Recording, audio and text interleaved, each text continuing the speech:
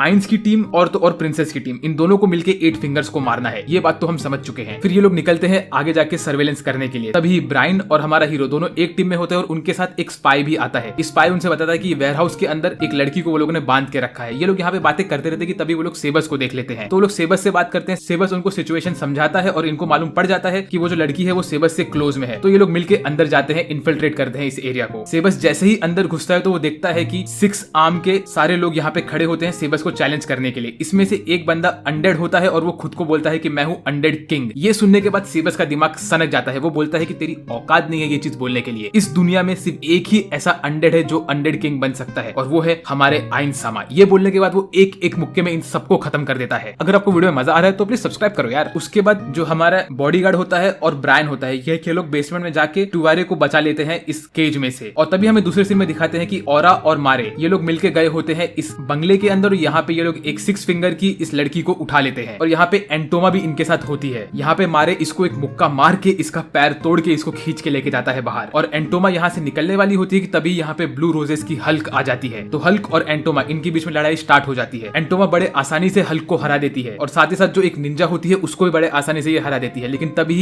Evil आई यहाँ पे आ जाती है और वो यहाँ पे आने के बाद बहुत सारे स्पेल्स यूज करती है और वो ऐसे स्पेल यूज करती है जो कि एंटोमा के ऊपर बहुत ज्यादा इफेक्टिव होते हैं। एंटोमा की बॉडी जलने लगती है और पिघलने लगती है। तो एंटोमा वहां से बचने की कोशिश करती है और भड़क जाती है एकदम से। इसके बीच में बहुत खतरनाक लड़ाई होती है यहाँ पे और एंटोमा के ऊपर का मास्क भी निकल जाता है और उसका असली चेहरा बाहर आता है, जो देख के ये लोग डर जाते हैं क्योंकि एंटोमा का असली चेहरा एक कीड़े की तरह होता है। लेकिन ये लोग पूरा टीम वर्क लगा के एंटोमा को ऑलमोस्ट हरा देते हैं और ये लोग एंटोमा को खत्म करने ही वाले होते हैं कि तभी ही यहाँ पे आ जाता है डेम्यूज एक नकली नाम लेके, जो उसका नाम होता है जाल्डाबोट। और डेम्यूज एक अटैक में हमारी हल्क को और इस निंजा को खत्म कर देता है। और उसके बाद डेम्यूज जाता है इवल आई से लड़ने के लिए। लेकिन उससे लड़ने के पहले वो एंटोमा को बोलता है कि एंटोमा तुम यहाँ से निकलो और खुद को हील कर लो। तो डेम्यूज लड़ने वाला होता है इवल आई से, लेकिन तभी ही यहाँ पे आइन सामा आ जाते हैं मोमोन बन के और बोलते हैं कि तुम दोनों में से मेरा दुश्मन कौन है। तो तभी इवल आई मोमोन को बोलती है कि मैं भी एक एडमेंटाइट क्लास की एडवेंचरर हूँ, तो मैं आपसे रिक्वेस्ट करती हूँ कि आप मेरे साथ टीम अप करिए और इस मॉन्स्टर को मेरे साथ हराइए। तो मोमोन बोलता है चलो ठीक है। ये बोल के मोमोन डेम्यूज से लड़ना स्टार्ट करता है। इस वक्त डेम्यूज जाल्डाबोट के फॉर्म में होता है और यहाँ पे अगले सीन में टुआरे हमारे हीरोज के साथ बच के बाहर भागती रहती है, लेकिन वो अपना चेहरा छुपाती रहती है। और तभी ही 6 फिंगर्स का ये बंदा इनके सामने आ जाता है, ये टैटू वाला, और ये बोलता है कि तुम लोग मेरे चाल में फंस चुके हो। तो ब्रायन बोलता है कि मैं तुमसे लड़ूंगा और तुम दोनों मिलकर इस लड़की को संभालो। तो वो लोग बोलते हैं लड़की को संभालो। वो लोग पहचान जाते हैं कि ये लड़की असल में टुआरे नहीं होती है, ये एक इंपोस्टर होता है और ये वही बंदा होता है जो इन लोग से पहले लड़ा होता है, इल्यूजन वाला बंदा। यहाँ पे फिर हमारा बॉडीगार्ड और ये स्पाई दोनों मिलके इस इल्यूजनिस्ट बंदे से लड़ते रहते हैं और उसको बड़ी आसानी से हरा देते हैं इस बार, क्योंकि स्पाई उसके ऊपर एक ऐसा पोशन फेंकता है जिसके वजह से उसको दिख जाता है कि असली बंदा कहाँ है और बाकी सब इल्यूजन्स कौन सी चीजें हैं। उसके बाद ब्रायन इस 6 फिंगर से लड़ने ही वाला होता है कि तभी यहाँ पे आ जाता है सेबस। सेबस यहाँ पे आने के बाद बोलता है कि अब इस चीज को मैं संभालूंगा और उसके साथ असली टुवारे भी होती है। तो सेबस खुश हो गया होता है। फिर ये 6 फिंगर का बंदा अपने आप को पावर अप करता है। वो सारे एनिमल्स की ताकत एक साथ यूज करता है और भाग के जाता है सेबस के ऊपर अटैक करने के लिए। वो अपना सबसे पावरफुल पंच मारता है सेबस को, लेकिन सेबस को कुछ नहीं होता है और सेबस एक लात में इसको खत्म कर देता है। उसके बाद हमें अगले सीन में दिखाते हैं कि मोमोन जाल्डाबोट से लड़ता रहता है और इवल आई पीछे खड़ी होकर खुद को बचा रही होती है। यहाँ पे जाल्डाबोट बहुत सारे स्पेल्स यूज करता है, बहुत सारी चीजें फेंकता है मोमोन के ऊपर, लेकिन मोमोन उन सबको इजीली अवॉइड कर देता है। यहाँ तक कि वो इवल आई को बचाता भी है इन सब अटैक से। तो इवल आई धीरे धीरे मोमोन के प्यार में पड़ती रहती है। उसके बाद मोमोन इवल आई को अपने हाथ में पकड़ता है और बोलता है कि अभी हमें यहाँ से निकलना पड़ेगा, और उतने में ही जाल्डाबोट भी वहां से निकल लेता है। तो फिर हमें नेक्स्ट सीन में दिखाते हैं कि इवल आई जाती है अपने खत्म हुए दोस्तों के पास और उनकी बॉडी को रैप करती है और बोलती है कि मुझे इनके ऊपर रेजरेक्शन स्पेल यूज करना पड़ेगा, जो कि हमारी टीम में एक मेंबर कर सकता है। तो वो मेंबर इनके ऊपर रेजरेक्शन स्पेल यूज करेगा और उसके बाद ये लोग ठीक हो जाएंगे। लेकिन ये लोग कुछ महीने तक शायद काम न कर पाए। तो फिर मोमोन उससे पूछता है कि मेरे आने के पहले यहाँ पे क्या हुआ था। तो वो कहती है कि हमने एक कीड़े वाली लड़की को तो ऑलमोस्ट खत्म कर ही दिया था। ये सुन के नाबेर का दिमाग गर्म हो जाता है और उसके साथ साथ मोमोन का भी दिमाग गर्म हो जाता है। लेकिन वो कहती है कि हम उसे खत्म नहीं कर पाए थे, तभी वो जाल्डाबोट यहाँ पे आ गया था। तो उसके बाद मोमोन नाबेर को पकड़ता है और कोने में जाके उससे बातें करता है। उससे वो कहता है कि हमें ऐसा गुस्सा नहीं होना चाहिए था, ये देख के हमारा राज खुल सकता है इनके सामने। फिर उसके बाद अगले सीन में हमें दिखाते हैं कि सेबस टुवारे को लेके वहां से निकल रहा होता है और उसके साथ साथ बाकी सब हीरोज भी उसके साथ ही होते हैं। लेकिन तभी वो लोग देखते हैं कि पूरे सिटी के बीचों बीच एक रिंग ऑफ फायर बन गया होता है और ये चीज मोमोन भी देखता है। फिर उसके बाद प्रिंसेस सारे रॉयल कैपिटल के लोगों को और सारे के सारे सोल्जर्स को एक साथ एक रूम में इकट्ठा करती है और उनसे कहती है कि अभी हमें इसके अंदर जाके मेन चीज को हराना पड़ेगा जो कि ऐसा कर रहा है। तो यहाँ पे इवल आई आती है और कहती है कि इन सबको जो कंट्रोल कर रहा है उसका नाम है जाल्डाबोट और वो बहुत खतरनाक डीमन है। लेकिन उससे भी खतरनाक हमारे पास एक एडवेंचरर है जिसका नाम है मोमोन। ये इतनी खुशी से ये चीज बोलती है कि आप समझ जाओगे कि इस बंदी को मोमोन से प्यार हो चुका है। फिर उसके बाद सब लोग रेडी होते हैं ये रिंग ऑफ फायर के अंदर घुसने के लिए और अटैक स्टार्ट करने के लिए। लेकिन तभी हमारे प्रिंसेस ऊपर खड़ी होकर अपने आप से बातें करती रहती है। असल में वो प्रिंस से बात करती रहती है जो कि उसके पीछे खड़ा होता है। वो कहती है कि मैं चाहती हूँ कि मेरा बॉडीगार्ड इस जगह पे जाए और बुरी तरह से घायल हो जाए, यहाँ तक कि वो खत्म भी हो गया तो भी मुझे चलेगा। फिर मैं उसके ऊपर रेजरेक्शन स्पेल यूज करूंगी और वो लाचार बन गया होगा और फिर मैं उसे हमेशा मेरे पास रखूंगी क्योंकि मैं उससे बहुत प्यार करती हूँ, मैं उसे हमेशा अपने साथ रखना चाहती हूँ, ऐसा वो कहती है। और वो एकदम खतरनाक टोन में ये सब कहती है। फिर उसके बाद रिंग ऑफ फायर के अंदर सारे के सारे सोल्जर्स लोग एंट्री लेते हैं और वो लोग अपना अपना पोजीशन ले लेते हैं अटैक करने का। लेकिन वो देखते हैं कि रिंग ऑफ फायर के अंदर पूरी अनडेड की आर्मी होती है, बहुत सारे मॉन्स्टर्स और डीमंस होते हैं और वो लोग तो इनसे लड़ भी नहीं पाते हैं। ये सब मॉन्स्टर बहुत ज्यादा ओवरपावर्ड होते हैं। यहाँ पे हेल हाउंड्स होते हैं, ओर्ग होते हैं और बहुत सारे मॉन्स्टर्स होते हैं। लेकिन तभी ही मोमोन यहाँ पे आता है और वो फटाफट इन सब मॉन्स्टर्स को मार मार के आगे बढ़ता रहता है। और यहाँ पे ब्रायन और हमारा हीरो दोनों ही चल चल के आगे जाते रहते हैं कि तभी ब्रायन को दिखती है शेल्टियर ब्लड फॉलन जो कि एक घर के ऊपर खड़ी होती है। तो ब्रायन भाग के जाता है शेल्टियर के पास और बोलता है कि हम लोग अभी राउंड 2 करने वाले हैं। ब्रायन ने उम्मीद ले ली होती है कि वो खत्म हो जाएगा यहाँ पे, तो इसीलिए वो उसका पूरा पूरा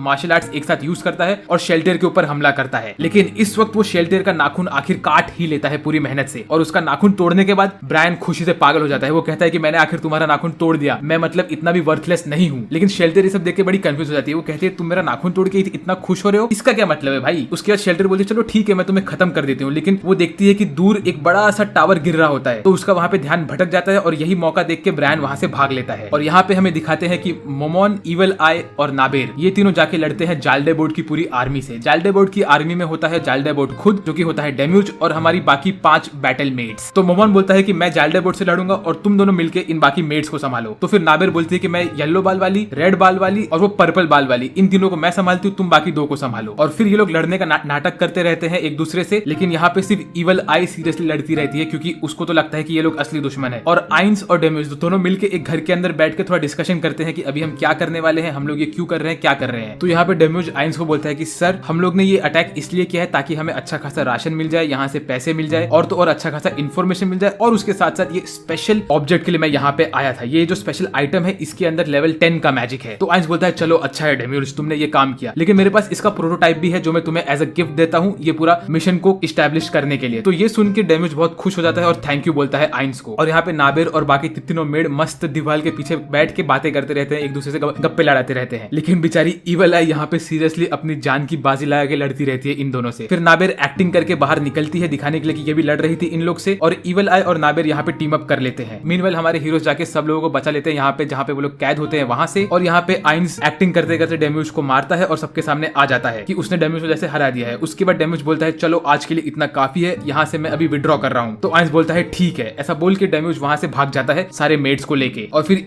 इविल आई भाग भाग के आती है आइंस के पास और उसको गले लगा के कहती है कि थैंक यू हम लोग ये बैटल जीत गए हैं आपकी वजह से। प्लीज अभी आप कहिए कि हम ये बैटल जीत गए और हमारी जीत को आप घोषित करिए सबके सामने। तो आइंस बोलता है आज हम ये बैटल जीत चुके हैं, और इसी के साथ साथ ये लोग ये बैटल जीत जाते हैं एक तरह से, जो कि एक नकली बैटल होता है असल में। तो उसके बाद सब लोग खुशी खुशी अपने अपने जगह चले जाते हैं और फिर इविल आई की टीममेट्स उसे छेड़ने लगते हैं, बोलते हैं कि तुम्हें प्यार हो गया मोमोन से। फिर उसके बाद अगले समय हमें दिखाते हैं कि टुआरे मस्त नाजारिक में बैठी होती है और वो मेड की ट्रेनिंग लेती रहती है। और इसी के साथ साथ ये वाला सीजन एंड पे आ गया होता है। अगर आपको वीडियो पसंद आए तो प्लीज लाइक करिए वीडियो और उसके साथ साथ सब्सक्राइब करिए चैनल को, ताकि आप मेरे आगे के वीडियोस मिस ना कर पाए। मैं इसका सीजन 3 बहुत जल्दी लेके आऊंगा चैनल पे। अगर आपको वीडियो मजा आया तो प्लीज लाइक करिए, कमेंट करिए, सब्सक्राइब करिए। मेरा नाम है सासवेट और मैं बात करूंगा आपसे अगले वीडियो में। तब तक के लिए बाय बाय।